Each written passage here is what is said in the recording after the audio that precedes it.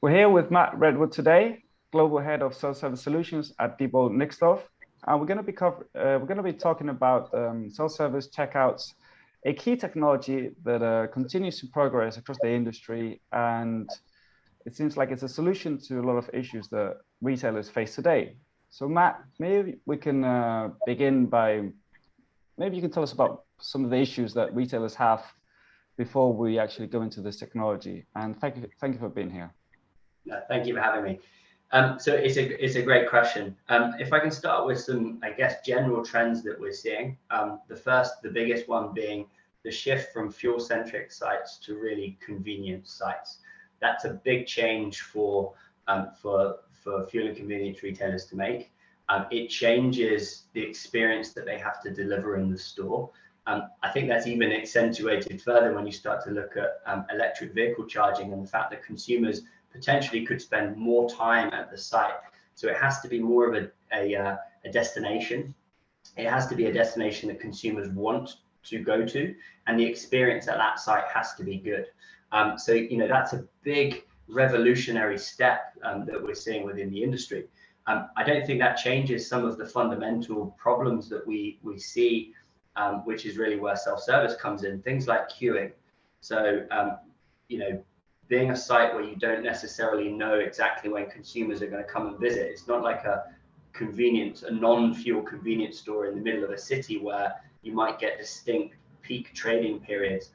It's very difficult to understand when you're going to have influxes of consumer and how you have the agility within your operations to deal with that. So queuing is a big issue. And I think just general choice. Consumers have moved beyond now seeing self-service as a kind of annoying technology that's pushed upon them, but they actually are now starting to demand self-service. So they not only expect it in store, but they demand it, and they're demanding it because they want the choice. They want the choice to be able to transact and interact with you as a brand in the way that they want. So giving those consumers that choice, reducing queues, and also being more efficient in terms of how you utilize your staff within your stores. Labor is very, very precious. Staff churn is usually quite great, and it costs a lot of money to bring in new staff into a business. You've got to train them up. So making sure that you utilize those members of staff in the most efficient way is really, really important. And that's really where the sweet spot of self-service comes in. So maybe you can tell us now about some of the individual benefits and of self-service checkouts. Obviously, I think it tackles a lot of these issues that you've mentioned, and staff is obviously, we know, is one of the number one problems right now for retailers. So what are some of the individual benefits of self-service checkouts? So with any self-service deployment, we always try to provide the most efficient checkout mix. And I say checkout mix because it's not as simple as taking point of sale out and putting self-service in anymore. There's so many different self-service types. You really need to tailor the technology to each one of your sites and the consumers that shop at that site. So you're tailoring the technology to the customer journeys that and your consumers will expect at that site. Quite often when we run through this process and we use the data-driven approach to help shape this, quite often we will find that we'll put a much more efficient checkout mix within the store. And what that means is you get less queues because consumers are flowing through that front end much quicker, much smoother. You have a higher front end capacity, which means that you've got much more ability or agility within your business to deal with peaks or off-peak periods of the time. And you're taking process away from staff who would ordinarily be sat behind the till. And this is a really important one, and it's a common misconception of self-service, which is self-service actually takes staff out of the process. When the reality is what we're doing is we're taking mundane tasks like scanning and taking payment from the member of staff. We're putting that into the hands of the consumer. And what that means is that member of staff is then free to then deliver a good consumer experience somewhere else in the store.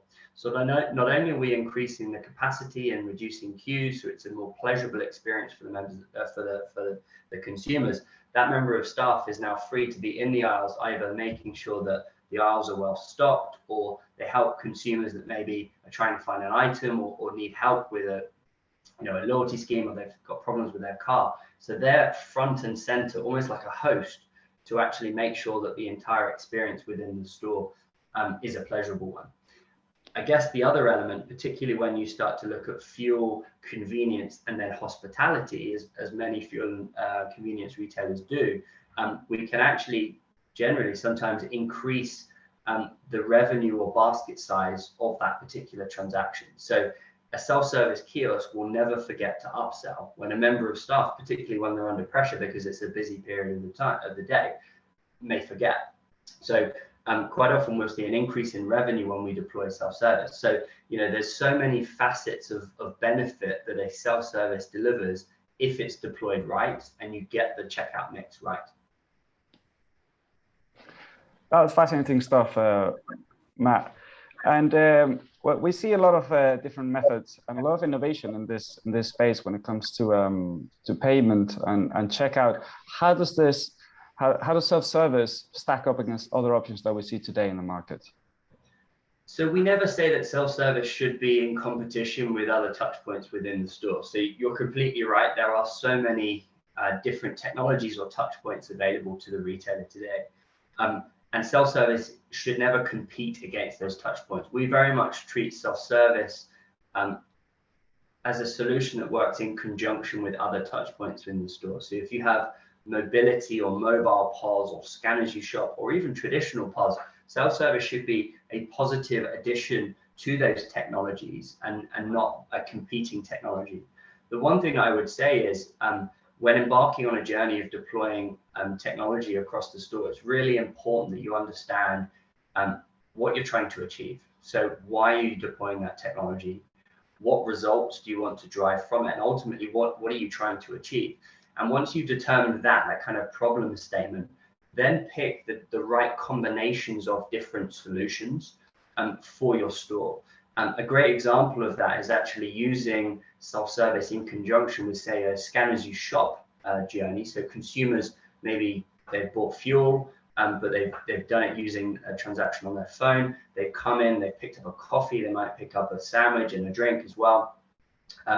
They're building that basket on their mobile phone. Having the self-service device as the finalization point works really well with that journey because it allows you to control the checkout experience in a defined area in a defined way. It helps you minimize shrink and stock loss, but it also enables the consumer to maybe buy items that maybe aren't barcoded, they can't scan with their phone, like fresh pastries or, you know, a hot meal, or just interact with a member of staff because they've had an issue or they want to use a loyalty card or a voucher or something like that. So that's a really good example where the two combinations of the technologies work together. And ultimately what we want to achieve is the best consumer experience. Yeah, I think that leads into a very interesting topic when we discuss self-service. And it's obviously self-service has been it's been active in some markets for many years now. I remember supermarkets in the UK like Asda, they've now had it for a very long time. Other markets like the Spanish one, for example, it's quite a new element. So when it comes to products like age-restricted products or weighted products like 2 apples, how do you overcome that challenge? So I think there's probably a core solution, and then there's a more innovative solutions that we can overlay over the top. What we would always suggest with a retailer who's embarking on a self-service checkout deployment in the first instance is to get this core solution working in its optimum way. So of course we have solutions for fresh fruit and veg or bakery items, non-barcoded items, where the consumer can actually look up to a catalog or alphabetically select the item that they want to buy. They can either then weigh the item if it's weight specific or select the quantity and add that to their basket. What we're now seeing and what we're now deploying more and more often is actually more innovative technologies that utilize AI technology and item recognition. So rather than relying on the consumer to find the right item, select it, weigh it themselves, we use camera-based technology to actually identify that product. It takes a lot of time, complexity, and frustration out of the process for the consumer. It also closes a common loophole of shrink, which is, consumers could conceivably put a bottle of wine on the scale and select onions. with the inclusion of item recognition and AI technology, you remove the ability of that particular consumer to do that within the store. Age verification is a very complex topic, and it's not an easy one. Rules and regulations differ country to country, but there are solutions, and Diebold Nixdorf has a solution which is available as standard on all of our self-service devices now, which actually scans the face of the consumer. It doesn't hold any previously submitted information, so there's no GDPR issues, and based on a very sophisticated algorithm, it can determine the age based on scanning your face by taking a picture of your face, and then you can clear age intervention if you are buying alcohol, for example, automatically. So gone are the days where you have to wait for a member of staff to come over, visually verify or check your ID, log into the solution, and then click, yep, you're over 18. We can now actually do that automatically. But the real beauty of the solution is the retailer can pick the threshold for the age, so they can manage their risk profile versus the reward. And the fallback is always that we would raise an intervention and a member of staff would come over and deal with that situation. I guess another development in this space, as we apply more innovative technologies to the self-service journey, is how do we use the member of staff as efficiently as possible? So having a member of staff at checkout, particularly if there's not a huge amount of checkouts, is not a particularly efficient use of their time. So using wearable technology, so either a smartwatch or a tablet or a phone, which could be a multi-use device. So you could have a member of staff in the aisles, stock checking, but the ability that they can actually monitor and see what's happening at the self-service devices on that device. And if there is a consumer that's having trouble, or there's an intervention, or there's even something suspicious, they can look at the information on the device, they can be informed about that situation, and then they can approach that consumer and make sure that they handle the situation in the best way possible. That's fascinating. As I said, we've seen the solutions over time now, but it's amazing where technology is taking us. And to look a bit into the future, Matt, because I'm sure you have a lot of research. Where can this go? Where are the limits of this kind of technology? Well, what do you see happening in the not so distant future? So I think in the short to medium term, what we'll start to see is retailers moving to 100% ghost stores. As you said, self-service has been around for a long time now, and consumers not only expect self-service or a self-service option when they shop, but they actually are now starting to demand it. And what we're seeing is retailers are starting to strip out the traditional point of sale and replace it with different types of self-service device, depending on the customer journey or the types of customers they have in their store. So short to medium term, I think we'll get fairly quickly to a stage where self-service in one form or another is the only checkout method within stores. Medium to long term, we very much see self-service as the stepping stone to move toward autonomous type checkout situations. So I think we've all seen Amazon Go and those kind of technologies. But I think what we sometimes forget is that the technology adoption will only move as fast as the consumers are willing to adopt it. Sometimes we're too focused on the technology, and we should focus more on the consumer adoption rates. It's taken near on 20 years to get to the level of adoption we have with self-service that we see today. So you have to phase that kind of technology in slowly. It's too much of a jump just to drop an autonomous store on consumers and expect them to know how to use it and be happy to use it. So we very much see the self-service devices as a stepping stone. So by adding more AI technology to those journeys now, we can improve that customer experience. And ultimately, that is the roadmap to then fully autonomous stores of the future. Yeah, and now bringing it back to the present, what's the best way to get consumers to adopt this technology? And because as we know, there are markets where it exists, there are markets where you bring a new solution, so it still needs some changes. So what are the best practices that you have to ensure that adoption is the best way possible? So I think there's two elements to focus on here. The first is the consumer themselves. So as I said previously, understanding the friction points or the areas of bad experience in your store or your site is the first point. Understanding what you're trying to solve and the problem statement is really, really important to define up front. but also understanding your consumer. So who shops at your store? Why do they shop there? And what does a good experience look like for them? So, we take a very much a data-driven approach when we embark on this process with retailers. We've got now quite a sophisticated cloud-based analytics tool, which allows us to analyze the store's data to identify patterns and different consumer types so that we can then provide the right technology for those consumers. And if you think about a fuel and convenience site at a very simplistic level, you might have one consumer that's just coming to get fuel. They want to get in and out as quickly as possible. They might be in a rush. It's Monday morning. They're trying to get to work. You might have that exact same consumer that comes back on a Tuesday night. They might still be getting petrol, but they also want to pick up some food or, a meal for the way home, or, a bottle of wine to take home to their wife. Same consumer, but very different expectations in terms of experience. So understanding the different customer journeys that you have at your site, your store, and then effectively tailoring the technology to provide that best experience for that consumer is really, really important. We call it tailoring the technology to each consumer. And every site will be slightly different or have slightly different mixes in terms of the consumer type and what their expectations are. So you have to have a technology platform that flexes to give you the flexibility to provide those different experiences to those different consumers.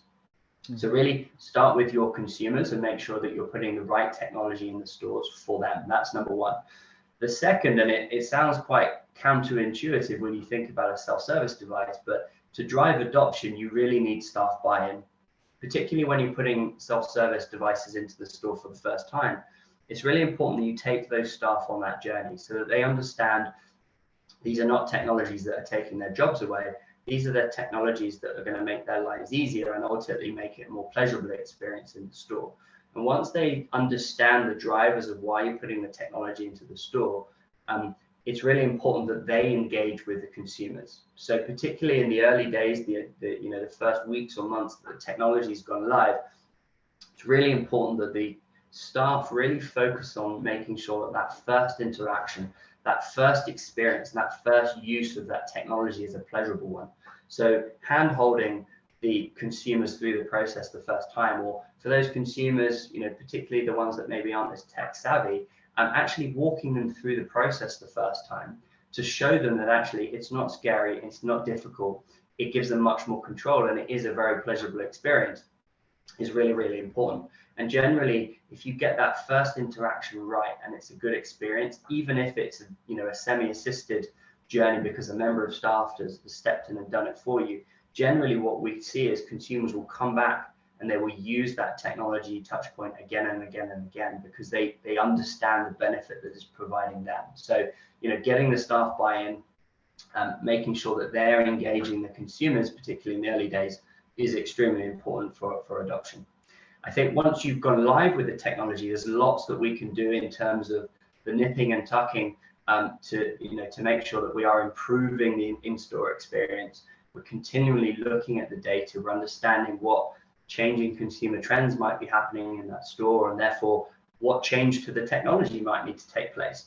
And self-service is very much not a solution. When you put it into the store, it's guaranteed consumers will use it, and you can sit it there for 15 years and everything will be fantastic. You've really got to work to continually improve the in-store experience and the way that consumers and staff interact with the technology to make sure that you have long-term the best return on investment from that technology. I think you've already touched on it a little bit, but maybe you could be more specific for the retailers out there thinking about what system they should choose. So what would be the selection criteria for self-service technology? And then maybe you could give us a little brief explanation of what types suit what concepts. Sure. So there are so many different self-service touchpoints available today, and it can be very daunting to understand what types or what combinations to put into your store. And as I said, we use very much a data-driven approach. So we have a sophisticated cloud-based analytics tool. We take transactional data from the stores, and then what it allows us to do is identify some of the friction points or areas of inefficiency that we may want to solve. But the real genius is that within the tool itself, it allows you to effectively deploy different technology types without physically deploying them in your store. So you can play around with different checkout mixes, different technology mixes, all within this tool. And it uses the transactional data to basically predict the effect that each technology would have on that store. So as a retailer, it allows you to effectively run a paper pilot, to play around with different technologies or different combinations to work out what is the optimum technology for that store. So I would always say start with that as an approach. It's risk-free. It allows you to virtually try lots of technologies in your store and see what the effect is, and work through some of those pain points that, 10 years ago, we had to deploy these technologies, we had to test it, we had to learn over a period of time, we had to adjust it. We do all of that in a virtual environment now, so that when you do go live and you disrupt that store, you change the business processes, you change the technology, you change how the consumers interact with you as a brand and how your staff interact with those consumers, you know that it's going to work because we've gone through that experimental process and the improvement process over a period of time in a virtual environment. So start with data would be my recommendation. Start with data. Well, I think that's a good finishing point for this conversation, Matt. Thank you so much for giving us some more information about this technology, and it's been great to have you here. It's been an absolute pleasure. Thank you for having me.